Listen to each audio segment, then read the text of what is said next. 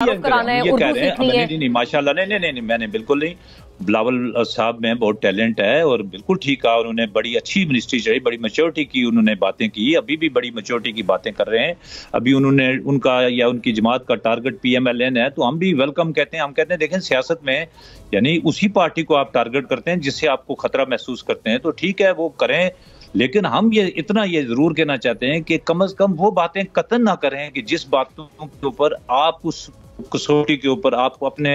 आप को देखें तो आपको थोड़ी बहुत महसूस हो कि जी, जैसे बहुत सारी बातें। अब इलेक्शंस की बात भी हो रही है, कहते हैं कि जो है ना लाडला मियां नवाज शरीफ को लाडला प्लस हो गया। अब जो शख्स 3 बार वजीर आज़म रहा पाकिस्तान की तारीख में और हर बार उसके साथ उसकी लड़ाई एस्टेब्लिशमेंट के साथ हुई, उसकी लड़ाई जो है ना असलम बेग के साथ हुई, उसकी लड़ाई आसफ नवाज के साथ हुई, जनरल करामत के साथ हुई, मुशर्रफ के साथ हुई, आप देखें राइल शरीफ के साथ, जो भी आप कहें। अब उसको आप ये कहें कि एक आदमी पूरी जो है ना मैं एक वो दे सकता हूँ, कहाँ मुझे ये बताएं। पीपल्स पार्टी की गवर्नमेंट आई, मैं नहीं कहता कि कंप्रोमाइज नहीं करना चाहिए, लेकिन बेनजीर भुट्टो बड़ी आप समझ लें 88 में बहुत बड़े मार्जिन के साथ जीत के, और आप देखें कि वो आई, लेकिन इसके बावजूद भी उसे एस्टेब्लिशमेंट की बात सुनना पड़ी। आप देखें कि देखें या अच्छी बात देखें या कंप्रोमाइज करने की बात देखें कि हमें जो है ना वो हमारी जब प्राइम मिनिस्टर था शहबाज शरीफ, तो फिर वहां पर आपको बिलावल भुट्टो जरदारी वजीर खारजा रखना पड़ा।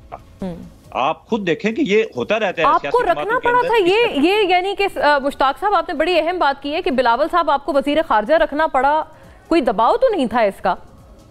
नहीं, मैं इसको नेगेटिव ना रखेंगे, रखना पड़ा कि मकसद है कि जैसे साहबजादा याकूब अली खान आखिर बीबी का फॉरेन मिनिस्टर रहा ना, तो हमारी माजी में बड़ी तल्ख यादें थी, लेकिन हमने जब देखा कि मुल्क के लिए अगर कहीं बैठना पड़ा, तो इमरान खान ने अपने दरवाजे दिमाग के खुलिए और घर के सियासत के दरवाजे दूसरों के लिए बंद कर दिए थे कि चोर डाकू चोर डाकू चोर डाकू। आज देखें कि एक रियलिस्टिक बात कर रहे हैं जिसको